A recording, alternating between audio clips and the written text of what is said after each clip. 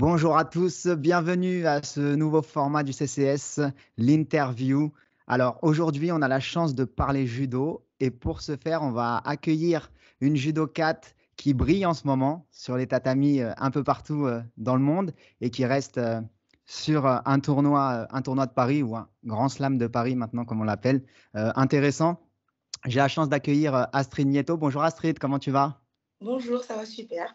Ça va super, ça va, pas trop dur la préparation? Là, on sait que tu pars demain, pour l'Israël?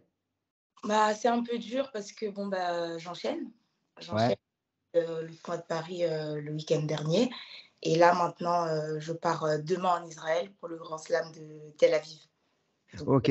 Bah, ouais, ça fait un sacré programme. Je vais juste, rappeler, qui est Astrid Nieto quand même, parce qu'il y a forcément des gens qui te connaissent pas forcément. 3 fois championne de France individuelle, si je dis pas de bêtises? Trois oui, 3 ça. fois 3 fois par équipe aussi, médaillée sur des championnats du monde, par équipe, 3 grands chelems, dont 2 l'année dernière. Oui. Donc, un palmarès bien fourni. Alors déjà, la première question qui me vient, c'est toi, comment tu as vécu ce Grand Slam de Paris? On sait que ça faisait un moment qu'avec le Covid, tout était un peu au point mort. Là, le fait de retrouver, cette ambiance incroyable à Paris et en plus, tu as fait une journée alors effectivement, tu finis 5e, mais, ça avait bien débuté. Qu'est-ce que ça fait de retrouver un petit peu le public parisien, ça, pour toi? Bah, c'est toujours génial parce que, je pense que, au niveau du judo, c'est le seul tournoi, bah, qui est aussi grand, où il y a autant de monde. Autant de monde à Bercy, c'est énorme et ça fait toujours plaisir de combattre, bah, dans notre ville, devant notre public. Bon, malheureusement, moi, je termine sur une 5e place, ce qui est assez dur au vu de la préparation des Jeux.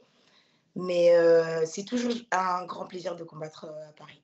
Oui et puis, alors après voilà, cette 5e place, elle est forcément décevante, on veut toujours gagner et les médailles. Néanmoins, tu restes sur une saison 2022 qui est hyper prometteuse. Tu gagnes 2 grands chelems, comme on disait. Voilà, tu es dans une dynamique qui est plutôt positive. Toi, comment tu te sens? Bah, moi, je me sens bien. Je me sens bien. C'est vrai que bah, ma saison précédente a plutôt été bien. Maintenant, là, je suis un peu dans le dur parce que c'est ma deuxième compétition que je fais sans podium. Je pense que voilà, on peut pas toujours gagner. Mais j'ai parfois l'impression, de temps en temps, de m'éloigner un peu du rêve olympique et puis, c'est un peu les montagnes russes. Ouais et puis, il faut expliquer, pour les gens qui connaissent pas forcément, tu as une catégorie qui est hyper dense. Il y a beaucoup de bons judokas et en France en particulier, il y a une judokate, qui est, on va dire, la principale rivale pour les JO, c'est Amandine Buchard et qui a fini 3e elle, à Paris et qui, pour le coup, carbure bien. Comment on vit, cette ri alors je vais dire rivalité, même si dans le judo, c'est pas une rivalité réellement, on avance ensemble.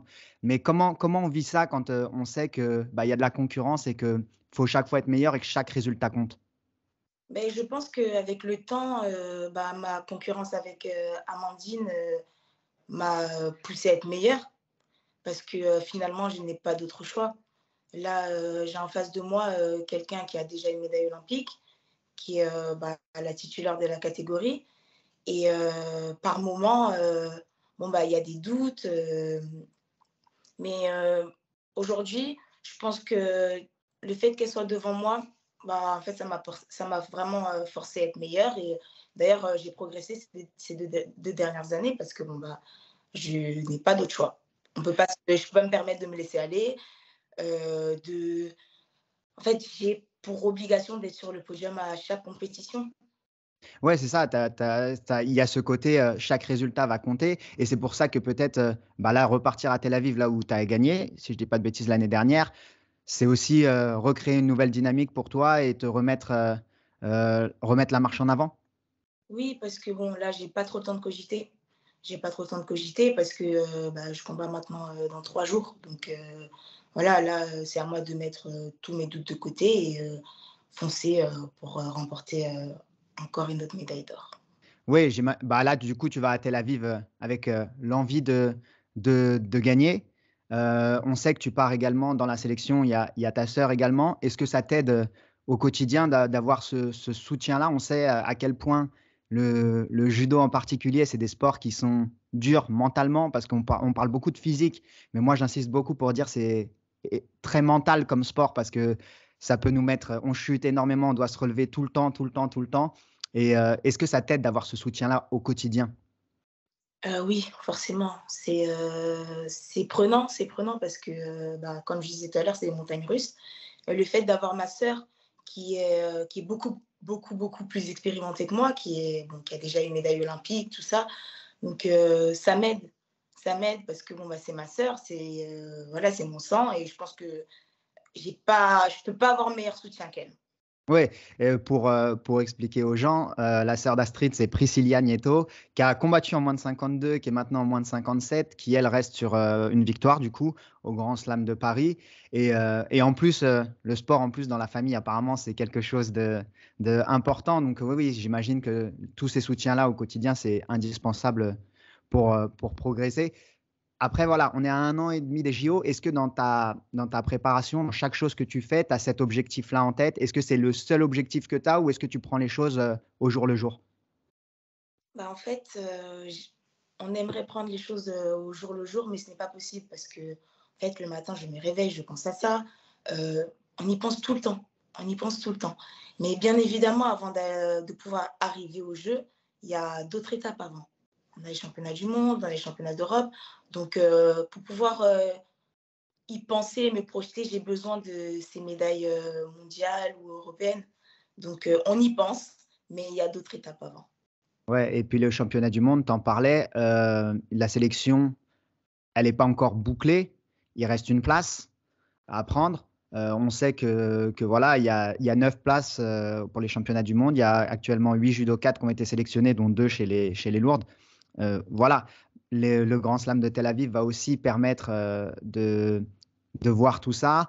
J'imagine que voilà, l'objectif pour toi, c'est d'y aller à ces championnats du monde et de prouver que c'est toi la number one, quoi. Oui, parce que, effectivement, bah, il y a que 9 places. Il en reste une pour, 7 filles aujourd'hui. 7 filles et bah, là, en fait, en dehors de la concurrence avec, bah, Amandine, là, maintenant, on se retrouve toutes en concurrence.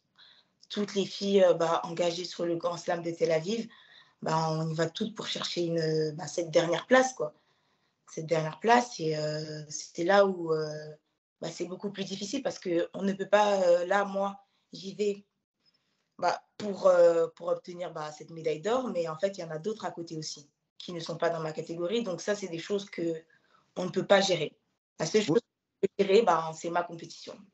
oui, c'est ça et puis au quotidien, voilà, est-ce que, vos j'imagine, hein, les entraîneurs, ça regarde tout, les entraînements, les compétitions. Comment on se prépare effectivement quand on sait que vous êtes énormément, pour, peu de place? Comment on vit ça au quotidien quand il faut aller s'entraîner, que parfois on a des déceptions? Comment tu arrives à relever en fait, la tête à chaque fois si tu as une déception ou alors l'inverse, si tu as une joie et quelque chose que tu as réussi? Comment on le gère? Parce que c'est beaucoup d'émotions, c'est beaucoup de montagnes russes comme tu dis. Bah, en fait, franchement, je ne sais même pas comment j'arrive à gérer ça. Sais pas, je ne sais pas, c'est comme mon père, ce matin qui m'a appelé qui me disait, en fait, ça demande beaucoup de courage.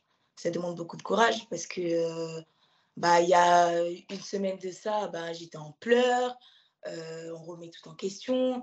En fait, on a du mal à se relever et puis, en fait, là, j'arrive un lundi matin où bon, bah, j'ai l'impression que, bah, il faut repartir à 200 et oublier les doutes de la veille ça demande beaucoup et souvent même, je me demande moi-même comment je fais et même pour les autres filles. Pour les autres filles, par exemple, une, Blandine Pont aussi qui a gagné, le week-end précédent, bah, en fait, elle y retourne parce que, bah, sa place n'est pas assurée donc c'est vraiment difficile. C'est vraiment difficile et on n'a pas d'autre choix. On n'a pas le choix parce qu'en France, on fait partie on est quasiment la nation la plus forte. Et bah, on est habitué. Je pense que voilà, on est habitué et on le sait.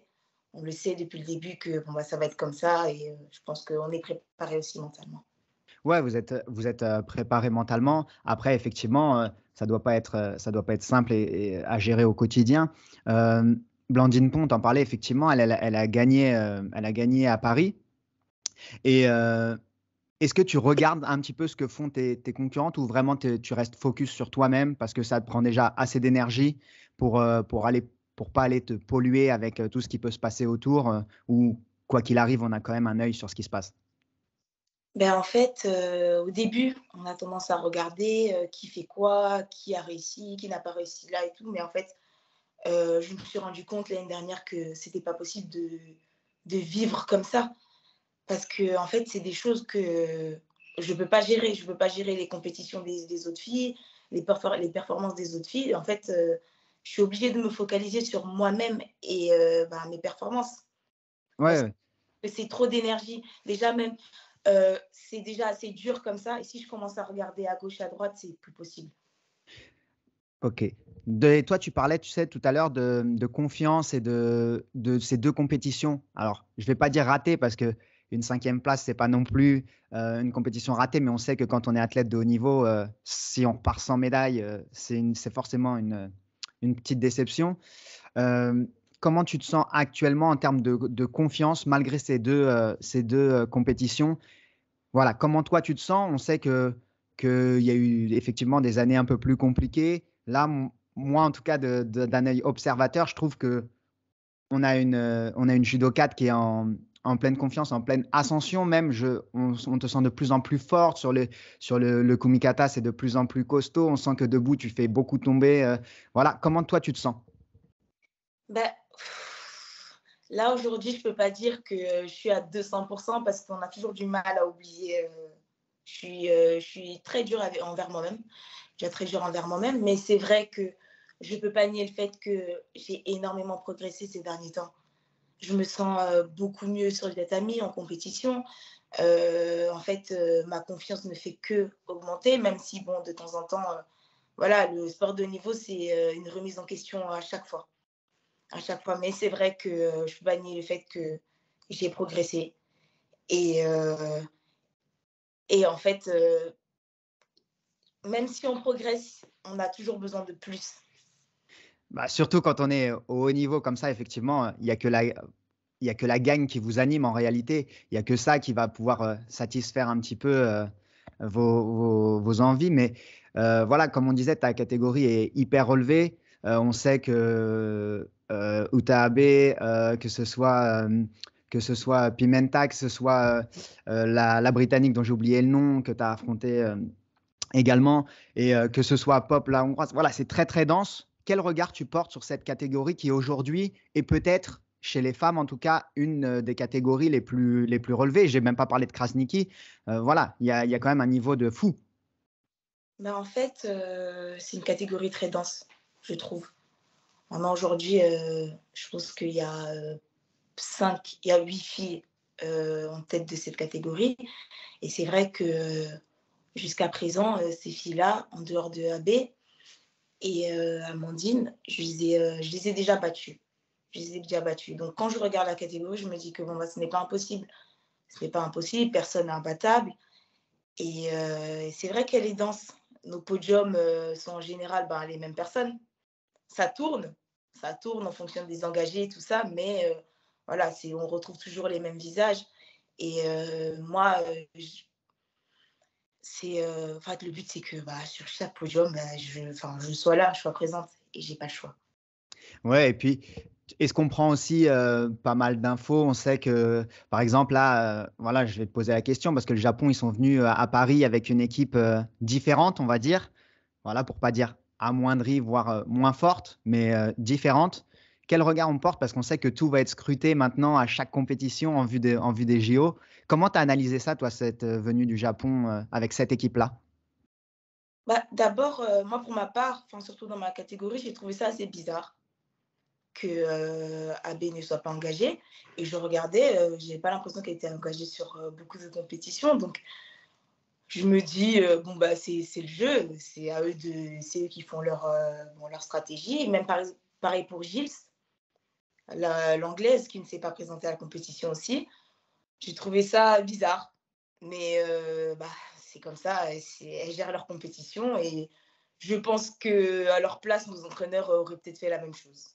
Ouais, et tu les croises un petit peu quand, il y a des stages, quand il y a des, voilà, que vous partez. On sait qu'au judo, pour expliquer un petit peu aux gens, il y a beaucoup de stages à l'étranger, il y a beaucoup de stages où vous vous retrouvez entre judokas. Donc en fait, vous vous connaissez vraiment par cœur pour le coup. Est-ce que tu les as croisés depuis, enfin pas depuis la compétition, mais en tout cas ces derniers temps ou? Ben, Gilles qui n'a pas, fait la compétition était au stage. Elle était au stage et c'est assez rare qu'on combatte, l'une contre l'autre, même en stage. Parce que et puis même quand on le fait, on y va, mais Mais on sait qu'on ne peut pas tout montrer. voilà, en mode Ouais, ça. ouais, on en garde un peu. D'ailleurs, la sélection japonaise qui, elle, est pour les championnats du monde, elle a été annoncée déjà il y a un moment. Ils font toujours comme ça, ils annoncent, très en avance et Abe, elle sera là, tout comme son frère et bien d'autres. Donc, c'est aussi l'occasion pour toi d'aller aussi cette sélection, ce serait l'occasion aussi de montrer que voilà, tu es là et que tu peux aller te mesurer à tout le monde, en fait, que tu as peur de personne et qu'il faut être là, en fait. Oui, bien sûr. De toute façon, bah, le but, c'est ça, même une AB ou peu importe, le but, c'est vraiment de montrer que, bon, bah, toutes ces filles-là, je suis capable de les battre. Là, maintenant, on va parler plus judo pour parler un petit peu de toi. Qu'est-ce que tu as changé dans ta manière de combattre? Je ne sais pas, depuis ces 2 années où il y a eu le covid et cetera, comment on axe sa préparation? Qu'est-ce que tu as voulu travailler plus qu'autre chose? Aujourd'hui, quelle combattante tu es? Aujourd'hui, alors, voilà, suite à ma progression, je suis une combattante, très physique, physiquement, bon, bah, c'est indéniable. Je pense faire partie des filles les plus physiques de la catégorie. On confirme, on confirme. Ensuite, au niveau de mes attaques, aujourd'hui, j'ai un outil qui est vraiment très fort. Outil qui est très fort. J'ai aussi un coaching. Mes mouvements sur l'arrière, sont de mieux en mieux, de mieux en mieux. Maintenant, je pense que, il y a un domaine où je pourrais beaucoup plus progresser, c'est le sol. Parce que, dû à mon physique, les filles ont tendance à, ben, beaucoup à s'écrouler. Et je pense que c'est les liaisons de boussole que, je dois améliorer à tout prix. Parce que je pense que je loupe, beaucoup d'occasions et ça fait maintenant, des années qu'on me le répète. Mais, ce n'est pas mon fort encore. Donc, j'apprends. Oui, on sait que bah, généralement, les combattants, ils sont plutôt soit Newaza, soit debout, mais en tout cas, ils ont tendance à avoir une spécificité, en tout cas une prédilection entre les deux. Effectivement, est-ce qu'il y a quelqu'un qui t'aide à travailler sur le sol en particulier? Oui, bah, là, ça fait un moment, Ludovic Delacote, mon entraîneur en équipe de France et Tony Rodriguez, comment dire gentiment, il me fatigue. Me fatigue avec ça et c'est vrai qu'à chaque entraînement, dès que, je vais faire tomber, dès qu'il va y avoir une action, tout ça, ils sont tout de suite sur mon dos, enchaîne, enchaîne, enchaîne et c'est vraiment des choses, des répétitions et je pense que pour pouvoir le faire en compétition, j'ai besoin d'abord de beaucoup le répéter à l'entraînement pour pouvoir être vraiment, sûre de moi-même lorsque l'occasion se présente. Parce que c'est vrai que bon, on a beau le voir de temps en temps, si on n'est pas sûr, on n'y va pas. Et je trouve que c'était surtout ça, moi, au début, bah, toujours un peu maintenant. J'étais assez fébrile quand on est Waza, mais maintenant, voilà, on le travaille et c'est de mieux en mieux. Bah, disons que oui, faut pas que ça pénalise et surtout que si tu arrives à créer en fait cette variété, il y a forcément l'incertitude, j'imagine, qui va en découler et forcément pour l'adversaire, c'est une contrainte en plus. En plus, on sait, tu peux peut-être expliquer à quel point le sol peut être épuisant, pour quelqu'un qui défend. Toi qui est pas c'est pas ton truc en plus, donc peut-être que tu l'as subi dans ce sens-là où c'est très fatigant de défendre au sol? Oui, c'est très fatigant dans le sens où moi, quand j'observe mes anciens combats, bah, c'est vrai que, bah, 70 des combats que je perdais, c'était au sol. C'était au sol parce que bon, bah, déjà debout, c'est très épuisant. Mais lorsqu'on arrive au sol, au bout de peut-être 4 minutes de combat, la défense, quand on maîtrise pas le sol, la défense devient très difficile. Devient très difficile parce que bon, bah, il y a une perte de lucidité, il y a en fait, la défense, tout ça. En fait, quand on ne maîtrise pas, c'est très dur. Et je pense que c'est comme ça que j'ai perdu beaucoup de combats aussi. Ouais et aujourd'hui, bah, oui, effectivement, savoir, avoir cette capacité de variété va forcément t'apporter, ce petit plus et j'espère qu'il va te permettre de gagner, bah, dès dans 3 jours déjà et même toutes les compétitions à venir. Est-ce qu'on sait quand est-ce que la sélection, pour les mondes va être a annoncée ou pas encore? Ah oui, oui, oui, de toute façon, là, il reste uniquement le Grand Slam de Tel Aviv. C'est notre dernière chance et puis à déterminer. Donc, tu as un peu cette épée de pas épée de Damoclès, mais en tout cas, tu as ce truc-là derrière la tête et dans ta préparation, j'imagine que ça influe beaucoup parce que encore une fois, le judo, c'est un sport très physique, mais extrêmement mental et ça pompe beaucoup d'énergie, j'imagine. Oui, ça prend une et en fait, oui, en fait, c'est, chaque compétition, en fait, on se dit: «Bon, bah, j'ai pas le choix». C'est peut-être, ma dernière chance, en fait, je pense qu'aujourd'hui, si, on n'est pas médaillé olympique ou médaillé mondiale, en fait, chaque compétition à laquelle on va participer, ce sera peut-être, notre dernière, donc autant y aller à 200%. Maintenant, on va sortir un peu du judo. Toi, en dehors du judo, parce qu'on sait que le judo, c'est compliqué, on ne gagne pas toujours sa vie avec le judo. Est-ce que toi, tu as d'autres projets à côté? Est-ce que tu fais d'autres choses à côté? Oui, alors l'année dernière, j'ai fini ma formation de conseillère en images. J'ai fini l'année dernière et là, cette année, c'est uniquement, judo cette année et l'année d'après et j'ai l'intention de commencer du coup, une école en communication après ça. D'accord, donc c'est pour que les gens se rendent bien compte, en fait, c'est on parle de sport, mais il y a pas que ça et le judo, effectivement, il y a beaucoup de judokas qui font d'autres choses à côté et que ça prend énormément de temps et d'énergie. Donc là, c'est, tout focus sur Paris 2024, prêt à tout, prêt à en découdre et après tu verras bien ce qu'il en est, c'est ça? Oui, oui, c'est très, toujours très important d'avoir un bagage à côté parce que bon, bah, on ne sait pas, de quoi demain sera fait mais oui, pour l'instant, cette année, ce sera judo et puis, l'année d'après, faire une école de commerce. OK et est-ce que toi, tu as d'autres objectifs, en termes de judo? On va parler autre chose que des JO parce que c'est vrai que c'est encore loin, mine de rien, il peut se passer énormément de choses, on ne sait pas de quoi demain sera fait. Quels sont tes objectifs, toi, à court terme, à part la gagne effectivement à Tel Aviv, mais est-ce que dans la manière, dans la mise en place de ton judo, tu attends des choses, tu veux des résultats sur certains aspects? Oui, alors, bah, déjà, bah, pour, Tel Aviv, j'ai vraiment, l'intention de retrouver, ben, ces repères-là, mais refaire tomber parce que, sur le tournoi de Paris, ça n'a pas été, trop le cas. Mais, au moins replacer, mes techniques que je travaille depuis maintenant 1 an. Donc, je trouve que c'est vraiment dommage de se retrouver en compétition et de ne pas pouvoir, ben, le faire. Donc, moi vraiment, là sur Tel Aviv, j'ai vraiment l'intention de me faire plaisir. De toute façon, voilà, je sais que je n'ai pas le choix, mais le but aussi, c'est de profiter et pas que la compétition devienne un poids.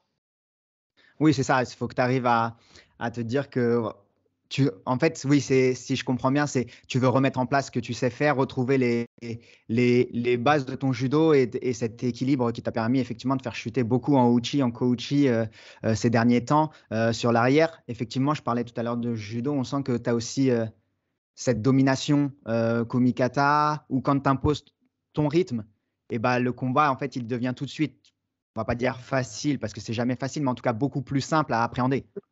Oui, oui, bien sûr. Moi, je suis une judoka très physique, donc le fait d'imposer, bah, de m'imposer physiquement, en fait, ça m'ouvre tout de suite, énormément d'opportunités, notamment sur mes attaques. Donc le but, voilà, c'est, d'y aller à 200 sans retenue.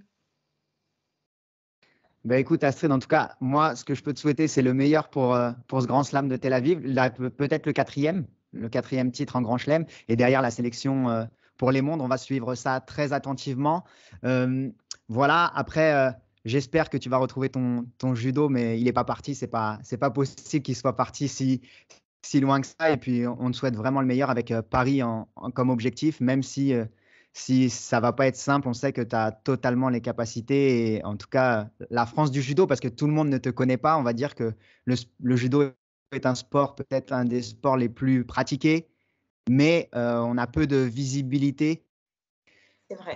Dernière petite question, comment tu ressens cette visibilité, ce manque de visibilité-là, toi? Bah, je trouve ça assez dommage parce que la France, on est une nation très forte. Je pense qu'aujourd'hui, quand on parle de judo, surtout chez les féminines, on est une équipe de tueuses. On est une équipe de tueuses. Que c'est assez dommage qu'en France, ce ne soit pas assez récompensé, je dirais. Récompensé parce que notre équipe est juste formidable.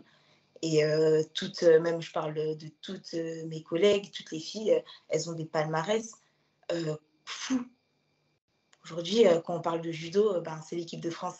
Donc c'est assez dommage, je trouve. Et puis, pour les Jeux olympiques, généralement, à chaque fois qu'il y a les JO qui approchent et les JO qui se déroulent, là, le judo est quasiment le sport Et oui, où il y a le plus de médailles françaises. oui, Donc, ça, faut bien que les gens soient au courant. oui, oui, C'est ouais. Ça a toujours été le sport où il y avait quasiment le plus de médailles. Donc, il faut le reconnaître et il faut connaître. bah voilà, sur ces belles paroles, allez suivre un petit peu tout ce que fait Astrid Nieto et ses coéquipières de l'équipe de France, de ton club aussi à Orléans, de la Corse aussi. De Oui, la Corse, parce qu'il y a aussi du judo en Corse, même si c'est pas forcément le sport le plus développé, mais il y a quand même des judokas en Corse et il y a de bons clubs. Donc voilà, n'hésitez pas à aller suivre un petit peu toute l'actu. Merci à toi, merci d'avoir été avec nous. On te souhaite vraiment le meilleur. merci beaucoup. Et puis on va suivre attentivement et on aura l'occasion d'en rediscuter. Merci Astrid. Merci beaucoup. Au revoir. À bientôt. Au À bientôt. revoir. Merci à tous d'avoir été jusqu'au bout du podcast. Encore une fois, si ça vous a plu, n'hésitez pas à mettre une bonne note sur les plateformes, ça améliore notre visibilité. Encore merci et à très vite.